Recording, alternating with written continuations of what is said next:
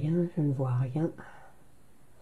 Ok. Donc moi, je ne vois pas sur le téléphone, je ne vois pas les messages. Bien le bonjour à tous, Psychanalyse pour tous, notre rendez-vous du mardi. Donc nous sommes là, Marlène, donc je ne vois pas bien l'information, et tant pis, je vais regarder par ici. Bonsoir Katia. Donc on y va avec nos bonsoirs, d'accord. Stéphanie, bonsoir. Comment allez-vous? Psychanalyse pour tout, notre rendez-vous du mardi où nous sommes encore une fois. Mounir, bonsoir. Donc attendez, je vais faire un truc, je vais essayer de faire un truc, je vais changer ça un petit peu comme ça, peut-être que ce sera mieux. Christine, bonsoir. Annick, bonsoir. Nathalie, bonsoir. Donc pour regarder, parce que Pascal, bonsoir. Jean-Loup, bonsoir. Lou, bonsoir. Marie, bonsoir. Serge, bonsoir. Dalal, Laïa, Martine, Carlos, Daddy, bonsoir. Bonsoir tout le monde. Donc je ne sais pas si je vais bien pouvoir voir tous les messages aujourd'hui parce que j'ai un dérèglement dans mon téléphone. Stéphanie, Céline, bonsoir. Marie-Noël, bonsoir. Bon. Donc voilà, nous y sommes. Nous sommes là. Cécile, bonsoir. Et aujourd'hui, nous nous sommes proposés de parler donc de la morale. Alors bien sûr, la morale, on peut la prendre sous différents angles. Il y a différentes morales. Il y a la morale chrétienne, il y a la morale de Nietzsche, par exemple. Patricia, bonsoir. Il y a la morale de Hakim. Il y a la morale de la philosophie, de certains philosophes. Il y a la morale des anarchistes. Donc, mais nous, bien sûr, ce qui va nous intéresser, c'est de voir un petit peu, d'abord, ce que c'est la morale, et en quoi elle se différencie de ce qu'on appelle l'éthique. Non, ça va être important aussi. Et on va essayer de regarder, alors attendez, on va essayer de faire les deux choses. Donc pour voir un petit peu la différence, alors ici il y a un... Ok. Alors attendez, on va voir si j'y arrive. Parce que ici... Non, je n'y arrive pas. Donc, la morale, donc c'est ce qu'on définit comme, c'est l'expression qui fait référence au comportement et aux valeurs et aux traditions d'une société. Damienne, bonsoir. C'est-à-dire, c'est l'ensemble des règles qui s'appliquent dans la vie quotidienne et que tous les citoyens l'utilisent de façon continue, on va dire. Non, ce sont des normes qui guident les individus et qui les oriente à certaines actions et à certains jugements, puisque c'est ce qui va nous permettre de voir ce que c'est que faire la différence, apprendre à faire la différence entre le bien, le mal, le bon, le mauvais, et du correct, de l'incorrect, et toute l'échelle de valeurs que nous allons partager dans la société dans laquelle nous vivons. Et que cette morale, bien évidemment, elle s'est transformée. Non, Dalal, bonsoir, cette morale s'est transformée et elle continue à se transformer. Rappelez-vous qu'au XIXe siècle et avant, jusqu'au XIXe siècle, la morale disait que le divorce était quelque chose d'immoral, par exemple. Alors que quand on parle d'éthique, on va parler plutôt d'une façon d'être, d'une sorte de caractère. C'est-à-dire que l'éthique, elle étudie les principes qui doivent régir la conduite humaine, justement en essayant d'expliquer les règles morales de manière rationnelle, fondamentée, scientifique et théoriquement. Bon, c'est pas ce qui va nous intéresser aujourd'hui. L'éthique, c'est un autre domaine. La morale, c'est quelque chose qui va donc être, comment on va dire, c'est quelque chose qui va se constituer dans le sujet. C'est quelque chose qui va Néléa, bonsoir. C'est une construction donc sociale et c'est une construction psychique. C'est important. Fatma, bonsoir. Donc, rappelons qu'en psychanalyse, il n'y a pas de différence entre la psychologie sociale et la psychologie individuelle. C'est la même chose. Donc, on va voir un petit peu comment se forme la morale en chacun de nous, parce que nous n'avons pas tous la même morale. Et rappelons, Kadja, bonsoir, rappelons que le nourrisson, le bébé, ensuite, non, le petit enfant, on va dire le petit enfant, la morale est une théorie de conduite et de comportement humain influencée par l'environnement hostile. Bonsoir Fanette. Donc, on va dire que cette morale n'existe pas au départ de notre vie. C'est-à-dire que les petits-enfants, les bébés, n'ont aucune idée de ce que c'est que le bien et de ce que c'est que le mal, de ce que c'est que le bon, le mauvais, même pas de notion de la différence entre ce qui est dangereux, inoffensif. Donc obligatoirement, Fernand, bonsoir, Bouchra, bonsoir. Donc il va falloir le leur indiquer et il va falloir les former pour les aider à restreindre, on va dire, parce que ça va être, il s'agit, la morale avant tout, ça va être des moyens qui vont restreindre l'enfant pour qu'il puisse apprendre à vivre avec les autres, non, principalement. Amsa, bonsoir. Donc, rappelons que les enfants, quand on dit qu'ils n'ont pas de morale, c'est-à-dire qu'ils n'ont rien appris, ils ne font pas la différence, ils sont capables de jouer avec leur caca, ils peuvent être agressifs avec leurs jouets comme avec leurs camarades, ils se promènent tout contents, tout nus devant tout le monde, ils font pipi n'importe où, c'est-à-dire que à ce moment-là, la pudeur n'existe pas, le dégoût, la répugnance n'existe pas non plus, et la honte non plus. C'est-à-dire que ce sont des éléments qui vont être utilisés pour limiter, pour que, on va dire, non, quand le petit enfant va mettre du caca sur ses doigts et qu'on va lui montrer que c'est caca, à quel âge la morale commence-t-elle chez l'enfant? Vers 5-6 ans, non? On va dire vers 5-6 ans. Donc, ce sont des éléments, les éléments, donc le dégoût, la honte, la morale, la pudeur, ce sont des éléments qui vont participer à notre formation et pour nous limiter,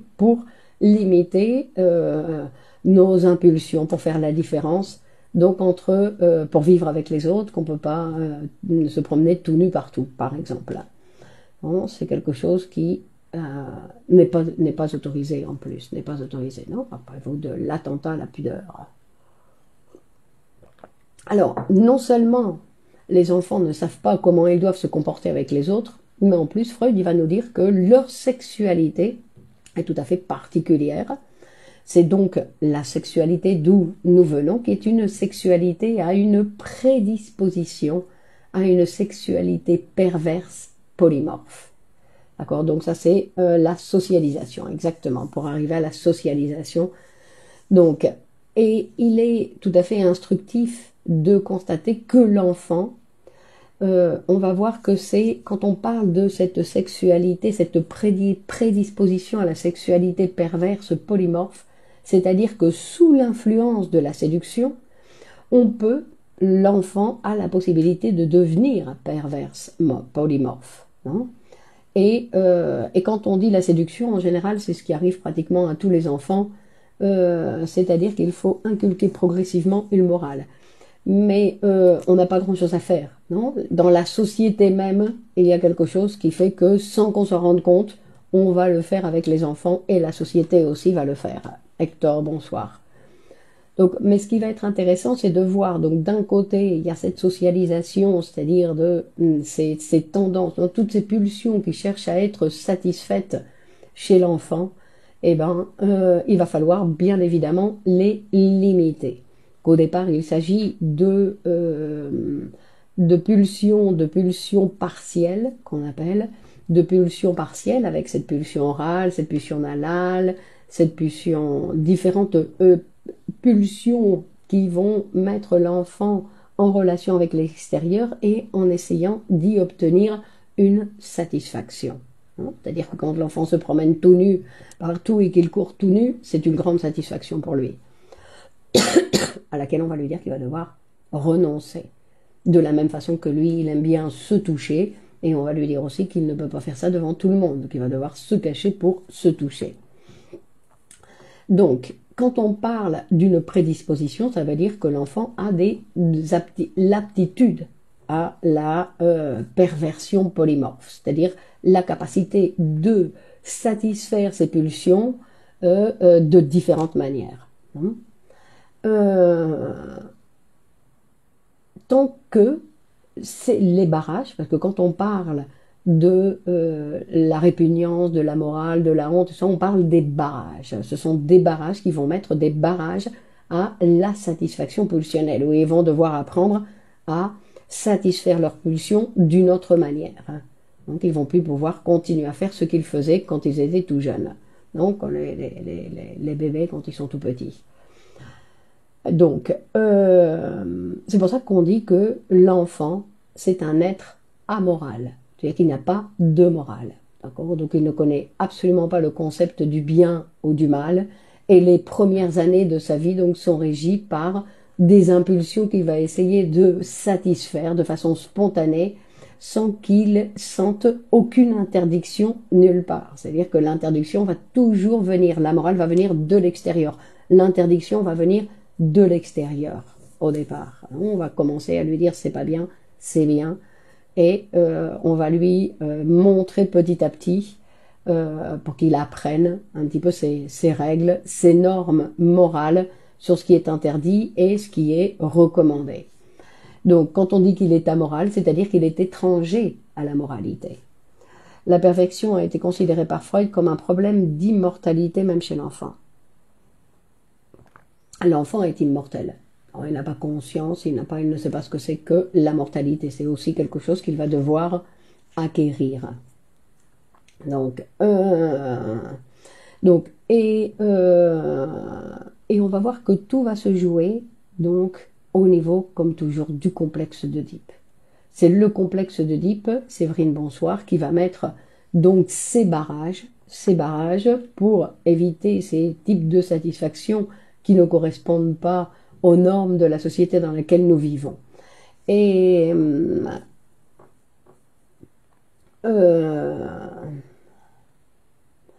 donc, on va voir que là, le complexe d'Oedipe, c'est vraiment quelque chose, c'est une acquisition sociale qui est très importante pour l'humanité et qui a été très importante pour chacun d'entre nous. Donc, on peut dire par exemple que Freud, quand il fait référence donc au complexe d'Oedipe, l'Oedipe freudien, parce qu'il y a d'autres Oedipes, mais celui qui va nous intéresser ici, c'est l'Oedipe freudien, et on va voir qu'il y a ce qu'on a l'habitude de dire, c'est que le petit garçon, il aime beaucoup sa mère, mais plus qu'il l'aime beaucoup, c'est que c'est sa passion. Sa mère, c'est sa passion.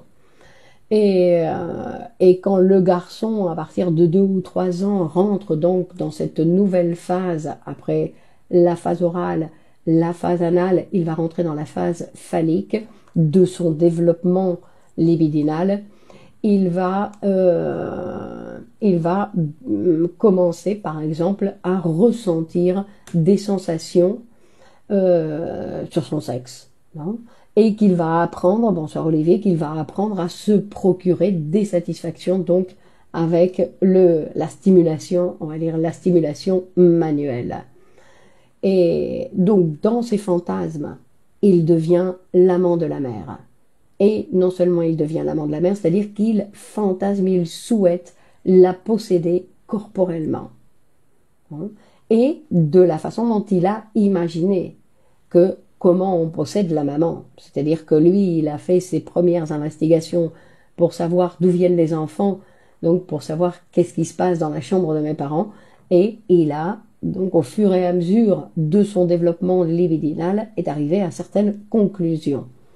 Donc par les intuitions, on va dire par les intuitions qu'il en a.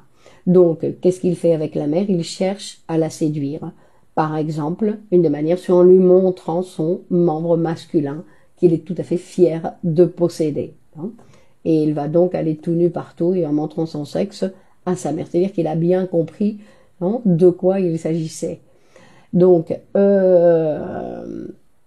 et donc, cette tendance, cet amour, non, cette passion qu'il a pour sa mère, bien évidemment, va faire, le père va faire obstacle à cet amour. Et parce que lui, il veut remplacer le père auprès de sa mère. Hein. Mais d'un autre côté, son père, rappelons-le, son père était jusque-là aussi son modèle. C'était son modèle qu'il enviait, qu'il voulait être comme son père. Mais en raison de la force corporelle qu'il perçoit en lui et de l'autorité dont l'autorité du père, donc, et il va devoir voir comment il a le bonsoir, comment il va devoir gérer cette situation, puisque son père est devenu un rival qui se trouve sur son chemin, non, et il aimerait bien s'en débarrasser. Et donc c'est valable aussi pour la petite fille, c'est tout à fait valable aussi pour la petite fille, oui Marie, non? Dans les deux cas, on va dire pour la petite fille comme pour le petit garçon, le premier amour c'est la maman. Donc après, si on veut voir le développement de la petite fille, on va voir qu'il y a des passages supplémentaires pour la petite fille qui n'existent pas chez le petit garçon. Mais que dans tous les cas, la petite fille comme le petit garçon vont devoir passer par ces mêmes processus. Soumeya, bonsoir. Ahmed, bonsoir. Donc c'est face à cette situation contradictoire, cette passion qu'il a pour la mère et cet obstacle que présente le père, mais c'est un obstacle particulier, puisque d'un côté il l'admire, il veut être comme lui, et de l'autre côté il voudrait l'éliminer. Donc continuer à aimer le père tout en l'éliminant. C'est ça ce qu'il va chercher à faire. Et ça, il va y arriver par un mécanisme donc qui existe, qui est le mécanisme de l'identification.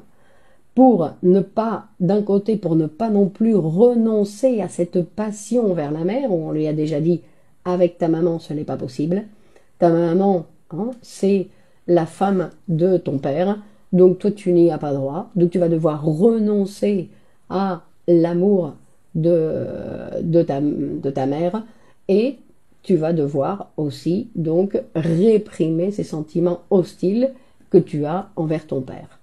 Et donc pour ce faire, il va s'identifier à ses figures parentales. Donc tout ça, ce sont des mécanismes psychiques qui vont avoir lieu, qui vont s'établir, c'est-à-dire que d'un côté, on va dire qu'on parle de ce complexe de castration, c'est-à-dire la peur ou de perdre ce membre qui lui donne tant de sensations et dont il est si fier, hein, donc il va devoir, en fait il va devoir renoncer à la passion qu'il a pour sa mère pour ou ne pas perdre ce pénis, donc il suppose qu'il peut perdre, parce qu'il a vu que les petites filles n'en ont pas, donc il dit que si elles n'en ont pas, ça veut dire qu'il est possible que je le perde. Et d'un autre côté, il va renoncer à ses sentiments hostiles envers son père.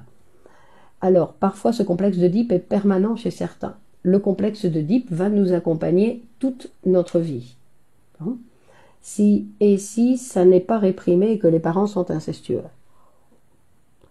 C'est toujours réprimé, Fanette. C'est-à-dire qu'il n'y a pas de vivre l'inceste, avoir des relations sexuelles avec ses parents, c'est une autre histoire. Nous, on parle de ce qui va se passer dans l'appareil psychique. C'est-à-dire que le vécu de l'enfant, ça va être quelque chose dont il va avoir besoin de parler en analyse. Alors on peut dire que le complexe d'Oedipe non résolu peut développer un mécanisme psychique instable. Le complexe d'Oedipe non résolu, qu'est-ce que ça veut dire qu'il n'est pas résolu? Parce qu'en fait, le complexe d'Oedipe, c'est renoncer à la passion de la mère apparemment. C'est-à-dire qu'il va transformer ses sentiments envers sa mère sa passion sexuelle envers sa mère, il va la transformer en des sentiments tendres. Et il va renoncer à l'hostilité avec son père en s'identifiant à lui. Et il y renonce, pourquoi? Parce que le mécanisme d'identification a cette particularité que d'un côté, il va s'identifier à lui donc comme quelque chose de l'amour, où il va prendre une caractéristique de son père, et d'un autre côté, il va l'éliminer. D'accord? Parce que dans l'identification, le père n'existe plus, sinon qu'il l'a en lui. Donc c'est une façon de l'éliminer. Un petit peu comme le cannibale. le cannibale qui va éliminer son ennemi.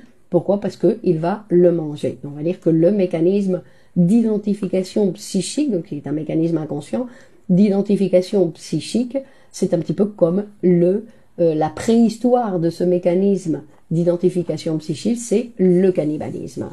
Donc il va s'identifier à ces figures parentales et que toutes ces tendances sexuelles d'un côté comme de l'autre vont être réprimées et les figures parentales vont être incorporées au moi, ce qui va produire ce qu'on appelle le surmoi.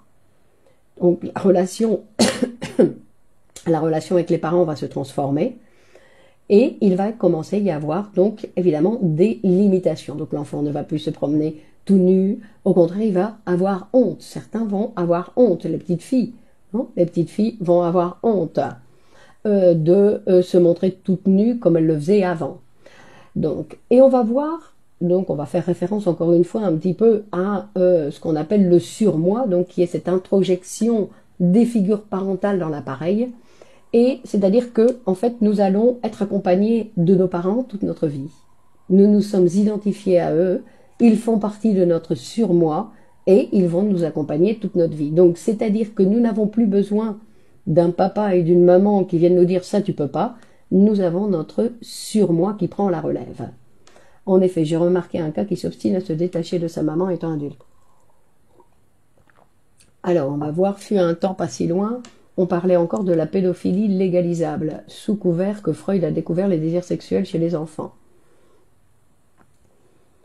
Ben, les désirs sexuels existent chez les enfants, c'est pour ça aussi que les enfants ne vont pas tout de suite dénoncer, non, que ce n'est pas une torture pour l'enfant, parce qu'il peut peut-être y avoir dans certains cas une certaine satisfaction, mais on ne va pas rentrer dans le sujet de la pédophilie, non, parce qu'on va voir que, bon, je vais souligner l'importance quand on dit que la pédophilie au niveau des adultes, non, c'est Freud va expliquer cette grande difficulté du pédophile de trouver une satisfaction en fait avec un adulte comme lui, que c'est beaucoup plus facile de trouver des satisfactions avec un enfant où on va pouvoir le manipuler, on n'a pas besoin de parler autant, on n'a pas besoin de l'inviter au restaurant, je veux dire que il y a beaucoup plus de choses, c'est beaucoup plus facile d'avoir accès à une sexualité avec un enfant qu'avec un adulte.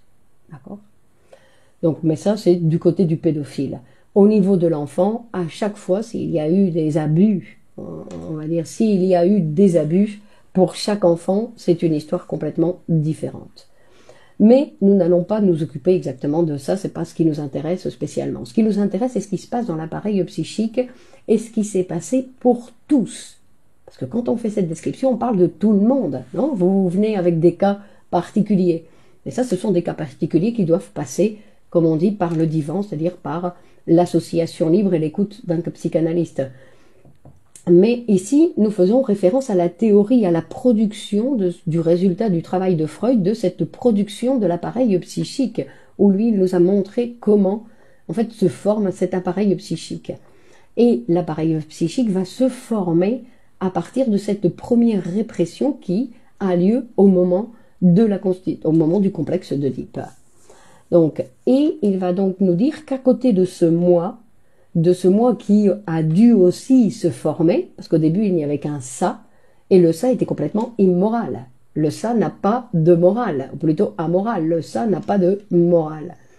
Et à partir ce ça, qui est donc en contact avec l'extérieur, petit à petit va se former un moi qui va être celui qui va être en relation avec l'extérieur et avec le ça. Est-ce que la fille aussi va s'identifier à son père pour réprimer ? Oui. Elle va s'identifier à son père et à sa mère. Tous les deux vont s'identifier au père et à la mère, mais d'une façon différente. Chaque individu va s'identifier d'une façon différente, mais il va y avoir l'identification.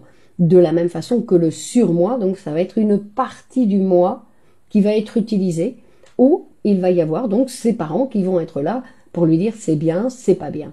C'est-à-dire que la morale que les parents ont essayé d'inculquer aux enfants va s'intérioriser avec le surmoi et il va s'installer dans le moi. C'est-à-dire qu'à partir de là, l'enfant, on pourrait dire d'une certaine façon, n'a plus besoin de ses parents au niveau moral. Parce qu'il a incorporé ce surmoi et il connaît déjà, il sait déjà quel est le bien, le mal, ce qui convient de faire et ce qui convient de faire, ce qui convient pas. Ça, c'est un apprentissage bien plus important, on va dire. Donc, le surmoi, c'est donc le gendarme intérieur. Exactement, merci Olivier. C'est le gendarme intérieur. Donc, c'est l'élément qu'est, mais ce gendarme intérieur, ce qui est très intéressant aussi, c'est que ce n'est pas comme les parents. Parce que les parents, ils ne voyaient pas tous les désirs de l'enfant, tandis que le surmoi, il va être capable de se rendre compte de... Parce qu'on ne peut pas se cacher. Le moi, le ça ne peuvent pas se cacher au surmoi. Le surmoi, il voit tout ce qui se passe dans l'appareil. C'est-à-dire qu'il ne va pas... Il va détecter, il va se rendre compte des désirs inconscients du sujet. Et ce qui se passe, c'est qu'il va se rendre compte des désirs inconscients du sujet que parfois le sujet ne connaît même pas, puisque ce sont des désirs inconscients. Donc comme il ne les connaît pas, et pourtant nous allons savoir qu'il y a des désirs inconscients que le sujet ne tolère pas. Pourquoi? Parce qu'il va y avoir punition. Parce que le surmoi est là pour juger, c'est lui qui va décider si c'est ça, c'est bien ou c'est pas bien, si c'est permis, si ce n'est pas permis, et selon la sévérité du surmoi, il va y avoir donc ce qu'on appelle la punition. La punition. Donc tout va dépendre de la sévérité du surmoi, c'est-à-dire de cette morale, des restrictions morales qui aussi sont inconscientes, parce que le sujet peut dire « Ah ben non, moi je peux me permettre aussi », mais quand il le fait, il a des conséquences au niveau de sa morale inconsciente qui ne lui permet pas. Et comment il va savoir qu'il ne lui permet pas? Pourquoi? Parce qu'il va y avoir ensuite des attitudes, on va dire, des attitudes de punition qui vont apparaître dans la conscience, qui vont apparaître dans sa vie. C'est-à-dire que on peut penser, par exemple, que le sujet va présenter ou va dire une maman vis-à-vis de son fils doit couper le cordon ombilical, sinon cet attachement va affaiblir l'homme. Effectivement, non seulement l'enfant doit se séparer de la maman, sinon que la maman aussi doit se séparer de son fils. Donc, on disait que vous vous retrouvez à souffrir sans même savoir pourquoi. Exactement, Sandrine. Alors, on ne sait pas pourquoi, mais aujourd'hui, on peut soupçonner. On peut dire peut-être que j'ai eu des désirs que je n'accepte pas avoir ce genre de désir. Parce que comme ma morale est très sévère, et qu'elle dit non, tu ne peux pas désirer telle chose, par exemple. C'est-à-dire qu'un sujet peut, apparemment, en parlant avec des amis, en disant, bah oui, exprimer qu'il a des sentiments hostiles envers ses frères et sœurs, par exemple. Mais sa morale inconsciente ne l'accepte pas. Donc, il va y avoir ce qu'on appelle il ne l'accepte pas. Pourquoi? Parce qu'il n'accepte pas d'avoir des sentiments hostiles envers une personne qu'il aime. Et ce qu'on appelle l'ambivalence des sentiments, qui est très difficile à accepter pour le sujet, que la morale, qui peut être sévère, la morale peut donc le punir. Mais cette morale vient des parents, non? Vient pas seulement des parents, d'accord? Parce qu'il y a des parents qui n'ont pas été sévères, il y a des parents qui ont laissé les enfants grandir en liberté, et pourtant le sujet peut avoir un surmoi très sévère. C'est-à-dire que la formation du surmoi, c'est un événement, on va dire, social, où ce que Freud il en arrive à dire, c'est que le sujet ne va pas seulement hériter, donc s'identifier avec les figures parentales et avec la sévérité des parents, sinon qu'il va hériter du surmoi des parents.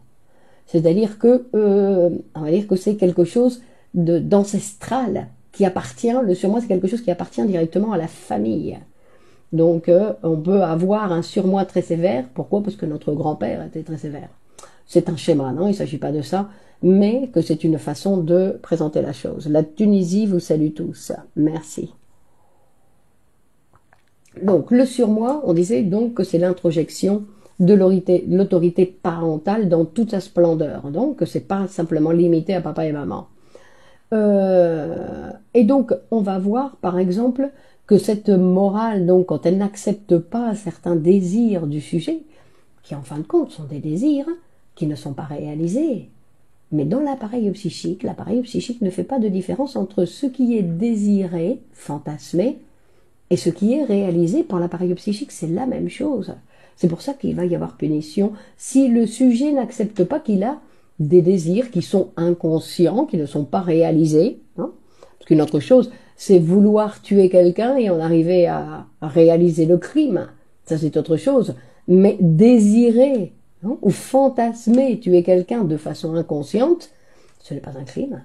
Mais pour certains sujets, si. Ils ont donc un surmoi très sévère qui ne permet pas de fantasmer, c'est-à-dire ne fait pas la différence entre la réalité et le fantasme. Et donc, ça peut déboucher sur une punition. Et Marilyn, bonsoir. Et donc cette punition, elle peut avoir de nombreuses manifestations. C'est-à-dire, par exemple, la maladie, ça peut être une punition. Un accident, ça peut être une punition. Et après, il y a tout ce qu'on appelle, qui est plus habituel, ce qu'on appelle l'autosabotage, et ensuite tous les types de tortures que le sujet peut s'infliger à lui-même. Tout ce qu'il s'oblige à faire, on va dire tous les symptômes qui l'accompagnent dans la vie. Une grande fatigue, je veux dire que tous les symptômes, il y a dans tous les symptômes un composant, on va dire un composant de la punition. La culpabilité. Mais bon, ça c'est un autre sujet. Nous allons essayer de retourner à faire référence à cette morale. Donc la morale, on disait que c'est un barrage. La morale, c'est un barrage qui va limiter les impulsions sexuelles de l'enfant. Tout comme le dégoût, la pudeur, la honte, qui sont indispensables à l'enfant pour pouvoir apprendre à vivre en société, pour pouvoir apprendre à vivre avec les autres. Et voilà, la culpabilité inconsciente nous poursuit. Exactement. Donc, non, c'est-à-dire que la culpabilité, c'est quelque chose qui est toujours là. Pourquoi? Parce que nous avons toujours des désirs qui ne sont pas tout à fait tolérés par le sujet. Donc, on disait que ces 4 barrages, ces 4 idées, parce qu'en fait ce sont des idées, des 4 barrages qui vont être indispensables pour aider le sujet à vivre en société, à vivre avec les autres. Mais ça, c'est quelque chose qui est nécessaire pour l'enfant. Pour l'adulte, on pourrait se demander si c'est vraiment nécessaire pour l'adulte de continuer à souffrir de la pudeur ou de souffrir de la honte ou du dégoût devant certaines choses. Donc tout ça, ce sont des barrages qui appartiennent à l'enfance et qui, quand ils continuent à avoir énormément d'importance dans la vie de l'adulte, on va dire que c'est des barrages infantiles qui continuent à fonctionner dans la vie d'adulte. Donc obligatoirement, ça produit des choses qui ne sont pas favorables pour le déroulement de la vie du sujet. Comment alléger le surmoi et sortir de la punition? Pour alléger le surmoi, on va dire, il faut une psychanalyse. C'est-à-dire, c'est pas alléger le surmoi, non, le rendre moins sévère. Et pour le rendre moins sévère, il faut que le sujet se rende compte, mais d'une façon inconsciente, que ces désirs ne sont pas des crimes, que ce sont des désirs.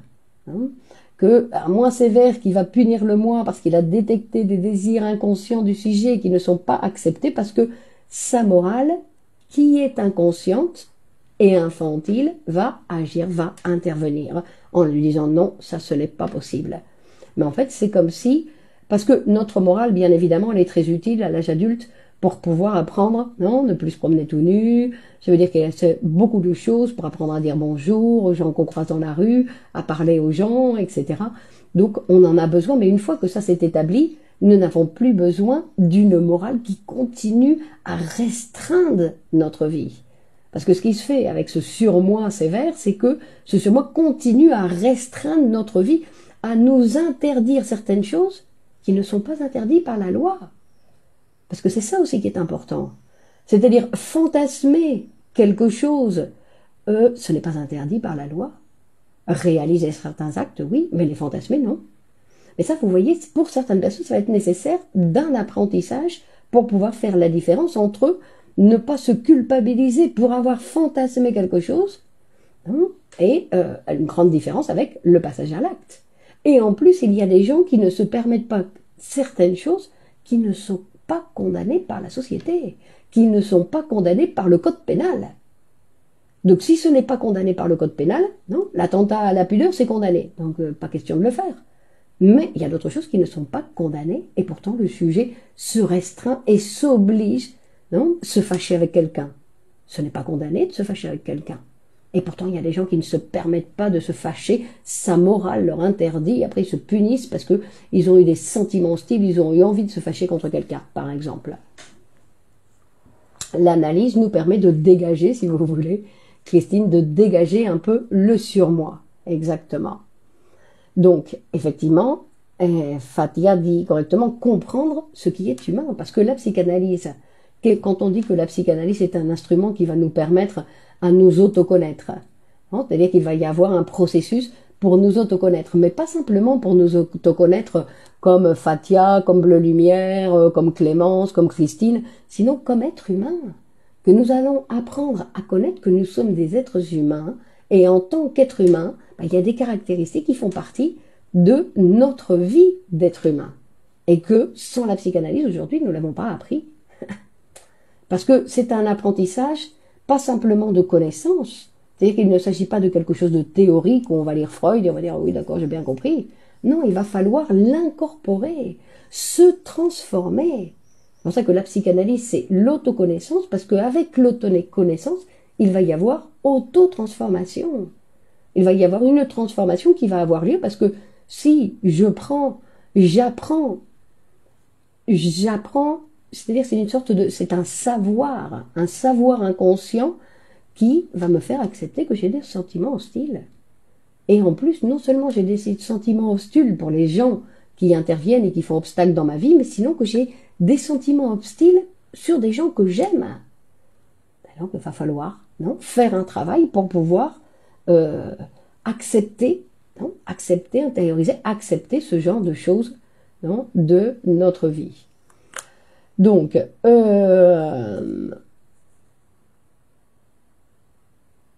comment analyser la morale chez les névrosés? Mais il ne s'agit pas d'analyser la morale, c'est de les écouter parler, et quand on les écoute parler, on voit que, comment ils parlent, donc ils ont une morale très stricte. Ils ont une morale très stricte. Et donc, on va voir une autre chose qui va être importante aussi, c'est pourquoi l'enfant va accepter toutes ces limitations que ses parents vont lui dire, non? Avant le complexe d'Oedipe, les parents disent, touche pas ceci, touche pas cela, tiens-toi droit, mange avec ta cuillère, etc. Et pourquoi l'enfant, il va accepter toutes ces limitations? Parce que lui manger avec les doigts, c'est parfait. Or, pourquoi il va accepter toutes ces limitations? Pour ne pas perdre l'amour de ses parents. Et pourquoi il ne veut pas perdre l'amour de ses parents? Parce que l'amour de ses parents, pour lui, c'est une condition à ce qu'il continue à s'occuper de lui.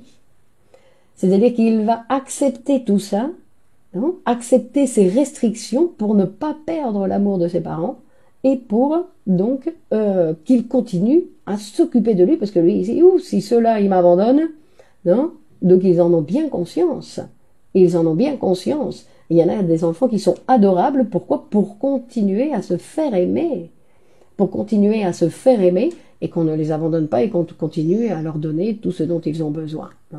Et donc c'est très important cette situation. Et ensuite, vous voyez qu'il y a des adultes qui sont toujours dans cette situation. C'est-à-dire que pour ne pas perdre l'amour de l'autre, donc qu'ils pensent qu'ils en ont besoin, ils sont capables de faire n'importe quoi. Donc, ils vont se retrouver à faire des choses dans l'idée que comme ça, ils ne vont pas perdre l'amour de l'autre. Quand en fait, ce n'est pas vrai. Parce que l'amour de l'autre ne dépend pas exactement de nous. Sinon que l'amour de l'autre dépend principalement de l'autre. C'est l'autre qui nous aime. Mais parfois, quoi qu'on fasse, si l'autre il a cessé de nous aimer, il a cessé de nous aimer. Et je veux dire que si l'autre il nous aime pas, quoi qu'on fasse, il ne va pas nous aimer. Bon, après, il peut y avoir de la séduction qui va aider l'autre, bien évidemment, qu'il faut continuer à travailler l'amour pour que l'amour se maintienne. Mais que dans tous les cas, nous sommes chacun responsables de notre propre amour, de l'amour que nous pouvons manifester, on va dire, envers les autres. Alors qu'adulte, on n'a plus peur de perdre, on ne devrait plus avoir peur de perdre l'amour de l'autre, Christine. On ne devrait plus avoir peur de perdre l'amour de l'autre dans le sens où c'est une illusion penser qu'on dépend de cet amour. C'est une illusion infantile. bah, il y a certaines personnes qui vont se soumettre à l'autre pour éviter de perdre cet amour. Et parfois, ce n'est même pas de l'amour. Non, c'est simplement que l'autre, il est là, que l'autre, il a une présence. Des fois, c'est même de la maltraitance, mais au moins, il est là. Mais au moins, je ne suis pas toute seule. Mais au moins, il est là. Hein. On ne le perd jamais, l'amour. Ah non, vous croyez? Donc c'est pour ça que ça va être très important pour l'enfant de penser qu'il fait bien les choses, qu'il a été gentil, non? Il doit y avoir un, non? Vous vous rappelez, il y a eu un temps où on donnait, euh, mais si, mais on peut le perdre. On peut le perdre, l'amour. Ça ne veut pas dire qu'on ne va pas le perdre, mais ça veut dire que c'est moi, je suis responsable de l'amour que je porte aux autres, pas de l'amour que les autres me portent. Ça, je suis pas responsable. Pour ne plus en avoir peur, il est nécessaire de s'aimer suffisamment soi-même. Mais des fois, on s'aime trop et on est trop narcissique, Christine. C'est pas question de s'aimer soi-même. Hein. C'est d'avoir d'autres choses dans la vie qu'un amour. Qu'on peut avoir plusieurs amours. Hein, qu'on ne dépend pas que d'une seule personne, surtout. Parce que de l'amour, on dépend de l'amour des autres. Mais quand on ne dépend de l'amour d'une seule personne, que tout dépend de ses allées et venues, alors là, bien sûr, je suis un petit peu... Même si l'histoire s'arrête, je peux continuer à aimer l'autre, effectivement. Donc,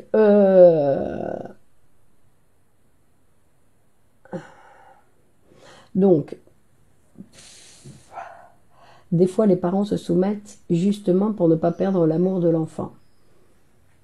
Ça peut aussi arriver, effectivement. C'est quelque chose qui peut aussi arriver, mais c'est pareil, non? La soumission, c'est pas une manière de continuer à être aimé. C'est une continuation de se soumettre. Parce qu'après, ça ne veut pas dire que quand on se soumet, la seule chose qu'on veut, c'est de garder l'amour de l'autre. Non? Que ça, il faudrait voir. Pourquoi? Parce qu'il y a beaucoup de manières d'essayer de vouloir garder l'amour de l'autre, si vraiment c'est ça qui m'intéresse. Mais se soumettre, non, c'est qu'il y a d'autres tendances en moi qui vont me pousser à utiliser la soumission comme une manière de vouloir garder. Et ceux qui nous font la morale sur ce qu'on fait ou sur ce qu'on dit. Eh ben, écoutez, il y a toujours des gens, non, on dit que c'est ceux qui vont essayer de faire la loi, c'est les gendarmes. C'est les gendarmes qui sont là pour surveiller les autres et vouloir imposer aux autres ce que eux ils considèrent. Bah, vous pouvez les écouter. Ah oui, oui, c'est intéressant ce que vous dites. Oh, je prendrai note. Puis on continue sa vie normalement. Pourquoi les dépendances affectives? Bah, Lumière, on a fait un directement sur les dépendances affectives. Vous l'avez raté. Vous l'avez raté. Donc, mais les dépendances affectives, ben, quand on a beaucoup de dépendances affectives, on a besoin d'une psychanalyse, bien évidemment. Et quand le parent n'est pas un bon modèle d'identification. Mais ça, c'est l'adulte qui dit ça. Ou ça, c'est l'adolescent qui a 12-13 ans et qui dit non, mon papa, il n'est pas génial. Mais le petit enfant de 3-4 ans, son père est fantastique. Sa mère est extraordinaire. Elles peuvent tout. Non, il faut penser à ça. À cette première période où l'enfant, il voyait ses parents comme, vous devez penser, ses parents, ils pouvaient tout faire puisque lui, il pouvait rien. Donc ses parents, c'était ses idoles, ses héros, c'était un idéal auquel après il va falloir renoncer. Après, il va falloir renoncer à cet idéal, parce que cet idéal, bien évidemment, ça n'existait pas. Ce père n'était pas si formidable, ni sa mère, cette mère n'était pas si formidable, donc il va falloir renoncer à cet idéal. Pourquoi? Bah, pour grandir, pour me rendre compte que ce que je croyais à ce moment-là, bah, ce n'était pas ça. Mais sans leur en vouloir à eux, parce que c'est moi qui me suis trompée. C'est moi, en plus je me suis trompée relativement, parce que moi j'ai aussi eu besoin de penser qu'ils étaient, de toute façon je ne pouvais pas l'éviter, que mes parents étaient un idéal. Je ne pouvais pas l'éviter. Mais grandir, c'est renoncer à cet idéal qui n'est pas humain. C'est un idéal dont le bébé a besoin, mais que le jeune garçon, à partir de 7-8 ans, il se rend compte que bah, c'est pas si génial que ça. On commence à critiquer maman, on se voit que papa, bah, il fait pas tout bien. Donc, obligatoirement, non, il va falloir qu'il renonce à cet idéal. Donc, le modèle et l'identification a déjà eu lieu. Et le problème avec l'identification, c'est que justement, quand elle a lieu, cette identification, elle a lieu quand l'enfant pense que son père, c'est un idéal. Et il va s'identifier avec quoi? Avec un père idéal. Pas avec le vrai père, avec un père idéal. D'accord? Et c'est ça qui va être après un inconvénient, non? Mais c'est pas exactement ça quand je dis qu'on s'est trompé, que parce que c'est pas tout le monde. En fait, c'est pas qu'on s'est trompé, c'est que on a dû passer par cette période obligatoirement, puisque nous on savait rien faire. Notre mère s'occupait de tout, elle nous donnait à manger à chaque fois qu'on en avait besoin, elle nous couvrait. Il y avait toujours quelqu'un qui était là pour s'occuper de nous. Donc obligatoirement, pourquoi? Parce que nous on pouvait rien faire. Donc eux ils étaient absolument. Et quel surmoi dans la perversion? Je ne sais pas. C'est quoi la perversion, Isa? C'est quoi la perversion? Qu'est-ce que vous appelez perversion? Un enfant peut narciser ses parents aussi, du coup, lorsque les parents voient que leur enfant... Mais c'est pas narciser ses parents, parce qu'en fait, quand on voit nos parents et qu'on continue à penser de façon inconsciente que nos parents sont un idéal, ou que nous avons eu des parents idéaux, ça fait aussi référence au fait qu'il y a quelque chose qui peut être idéal en moi, que l'idéal existe. Et qu'en fait, je fais quoi? Je me compare à cet idéal, et donc à chaque fois, je suis nulle. D'accord? Mais ça veut dire que j'ai l'idée que je peux devenir idéal, alors que je ne peux pas. Par exemple. Donc on va dire, dans une analyse, l'analyste prend la place d'un parent par le transfert. Pas obligatoirement. Il y a des parents qui vont vouloir jouer les sauveurs, il y a des enfants qui vont vouloir jouer les sauveurs des parents. Mais ça aussi, Olivier, c'est qu'il y a aussi ce qui rentre en jeu, c'est ce qu'on appelle la dette. Non, il y a des gens, quand on parle de la dette, cette idéalisation permet à certains de garder un équilibre et éviter le déchirement intérieur. Mais l'idéalisation, ça n'existe pas, Arik. Donc, dans tous les cas, c'est pas quelque chose qui convient au sujet. Les idéaux, ça n'existe pas. Se séparer, c'est parfois compliqué quand le chantage affectif règne dans une famille, même si on se rend compte que celui ou celle qui utilise le chantage sont en souffrance. Oui, c'est jamais facile de se séparer, mais il faut le faire. Dans tous les cas, il faut le faire. L'adulte recherche chez son compagnon le même amour qu'il a reçu enfant. C'est possible, Sonia, c'est une possibilité. C'est quelque chose qui peut avoir lieu, effectivement. C'est quelque chose qui peut avoir lieu. Je veux revoir ce direct plusieurs fois, merci. Mais non, il faut continuer à en regarder d'autres, non? Parce que des fois, il ne faut pas, pour continuer à apprendre, pas attaquer là où on a l'impression qu'on n'a pas tout pris. Parce qu'en fait, ce qu'on a pris, c'est ce qu'on pouvait prendre. Donc après, il faut continuer à aller regarder d'autres directs, aller lire Freud, par exemple, non? Vous pouvez aller lire Freud. Nous sommes en train, le dimanche, il y a un super cours justement qui va faire référence à la production de la morale, qui va nous expliquer comment la morale s'est produite dans la société. Donc on va revenir aux états primitifs pour voir ce qu'il s'est passé pour cette production de morale qui ensuite va s'établir dans chaque individu. D'accord, donc c'est très intéressant de voir et qui va nous montrer aussi comment s'est établi l'inceste et pourquoi l'inceste s'est établi, qu'est-ce qui est rentré en jeu pour qu'on impose cette idée d'inceste. Pourquoi il y a eu l'inceste? D'où vient cette interdiction de l'inceste? Donc on va retravailler l'idée de l'ambivalence des sentiments qui est quelque chose de très de totem et tabou, de quelque chose qui est très intéressant sur l'ambivalence des sentiments et ce que ça provoque dans le sujet et pourquoi elle existe, cette ambivalence des sentiments, pourquoi l'être humain n'est pas capable d'aimer quelqu'un à 100%, pourquoi toutes les personnes qu'il aime, il les déteste aussi, et que toutes les personnes qu'il déteste, il les aime aussi, pourquoi, ça vient d'où? Tout ça, ce sont des choses que nous allons voir dans le texte dans le cours de Totem et Tabou. Donc c'est un cours où je ne dis pas bonsoir constamment, ni les élèves ne vont pas interrompre par des questions, sinon que c'est un cours beaucoup plus centré qui est très intéressant. Vous avez le lien sur la page et vous pouvez continuer à vous inscrire. On vient de commencer, si vous ne pouvez pas assister le dimanche, on vous envoie le lien pour que vous puissiez le voir en différé. L'adolescence est-elle une remise en question de ses identifications? Mais c'est pas une remise en question de ses identifications parce que Isa, les identifications, en fait, ce sont des mécanismes inconscients. Donc le sujet s'en est pas rendu compte. Après, il va dire, je suis comme mon père, je fais ceci, je suis comme ma mère, je fais cela. Mais ça, c'est autre chose, non? C'est pas obligatoirement des identifications. Mais qu'il y a des remises en question avec cet attachement, avec cet idéal. Parce que la puberté, la métamorphose de la puberté, c'est le moment où les enfants doivent réellement se séparer de ses premiers amours. D'accord? Donc, et qu'il y a vraiment un travail de séparation à faire. Et que pour pouvoir faire ce travail, ils vont devoir passer par d'autres amours. Donc, par exemple, il y a des adolescents comme ça qui vont tomber amoureux d'une femme plus âgée qu'eux. Et en fait, c'est une manière de se détacher de la maman, de cet amour de la maman, et ils vont donc aimer une autre maman. Mais ce n'est pas la maman. Attention, parce que ce qui est important aussi, ils vont avoir une relation avec une femme plus âgée qu'eux, mais ce n'est pas la maman, c'est une manière, c'est un processus pour ensuite pouvoir, non, ça fait partie, on va dire, comme les jeunes filles qui vont avoir des relations avec un homme plus âgé qui fait partie de ce processus de séparation. C'est pas la seule manière de se séparer, que ce n'est pas une méthode pour se séparer de ses parents, il y en a d'autres. Non, mais c'est une méthode, on va dire, psychique. C'est une méthode psychique puisque je vais mettre ma libido dans une nouvelle histoire d'amour, dans une histoire d'amour. Alors pourquoi l'ado se détruit parfois? Pourquoi l'ado ça fait partie du processus aussi parce que l'adolescent, est-ce qu'il s'est détaché? On ne sait pas, Néléa, hein, il faut voir à chaque fois, non? Effectivement, on ne va pas le savoir. Ce n'est pas parce qu'il a une relation avec une femme plus âgée qu'il va se détacher. On va voir ce qui va se passer par la suite.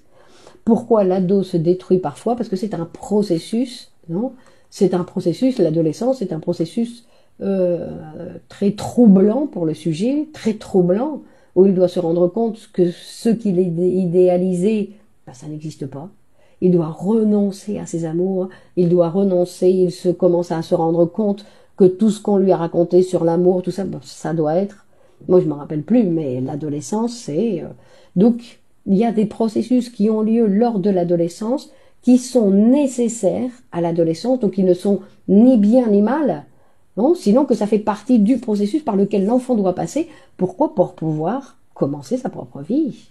Que ce n'est pas définitif, c'est ça que je veux dire. D'accord? C'est-à-dire que si l'ado, il se détruit, c'est peut-être passager. Qu'on n'est pas obligé tout de suite de le qualifier, de lui mettre une étiquette en lui disant voilà, ça va te poursuivre toute la vie. Non. Ça fait partie de ce processus, non, de transformation. On dit la métamorphose de la puberté. C'est la métamorphose, donc il faut le laisser se métamorphoser. Que c'est pas simplement la voix qui va se transformer, la moustache et tout ça, non, c'est tout son psychique qui se transforme. L'adulte veut-il réparer dans sa propre histoire d'amour une mauvaise histoire d'amour de ses parents? Je ne sais pas, c'est votre cas, Sonia? Non? Chacun, nous sommes différents, nous avons tous des motivations différentes dans l'amour et nous avons des idées sur l'amour différentes. Il y a autant d'amour qu'il y a de personnes. Donc, de manière d'aimer qu'il y a de personnes. Donc, imaginez. On ne va bien évidemment jamais rencontrer quelqu'un qui va nous aimer, ni comme on voudrait, ni comme on pense qu'est l'amour, sinon qu'il va toujours y avoir ces différences. Et être civilisé, c'est accepter ces différences. Accepter que l'autre, il est complètement différent de moi. Complètement. Et surtout quand on commence une relation amoureuse où on va se rendre compte, on rentre en intimité avec l'autre, donc on le voit mieux, on le voit avec plus de précision, et on dit ce n'est pas possible, comment est-ce possible que elle fasse ça, que lui il fasse ça, que ce soit des choses totalement incompréhensibles pour moi. Non? Bah oui, il est différent. Donc voilà. Bon, merci de votre participation donc de ce soir. Nous continuons bien évidemment mardi prochain. Alors je ne sais pas avec quel sujet. Vous savez que vous pouvez partager cette vidéo sur vos réseaux sociaux. Hein. Au plus nous sommes nombreux, au plus nous pourrons être meilleurs. Donc partageons cette vidéo et nous nous retrouvons mardi prochain à la même heure, au même endroit. Vous le savez, mais avec un nouveau sujet. Donc, avec un nouveau sujet. Donc, on verra de quoi il s'agit. Donc, merci à vous. Déjà fini, bah oui, on a un mardi prochain. Nathalie, Néléa, bonsoir. Serge, bonsoir. Merci à vous. Donc, bonne continuation. Et Séverine, au revoir. Annick, au revoir. Très intéressant ce direct. C'est la communication qui est très intéressante. Non? Une bonne soirée, Christine. Le pouvoir être en contact. Même si c'est... Parce que c'est pas vraiment du virtuel, non, notre relation, Marie-Noël, c'est pas vraiment du virtuel. Marie, Fatia, Louis, Sylvie. Donc partagez si vous avez aimé, partagez sur vos réseaux. Et on se retrouve mardi prochain au même endroit, à la même heure, avec un nouveau sujet. Bon alors ici je ne sais pas comment je vais fermer parce que je n'ai pas la possibilité de couper.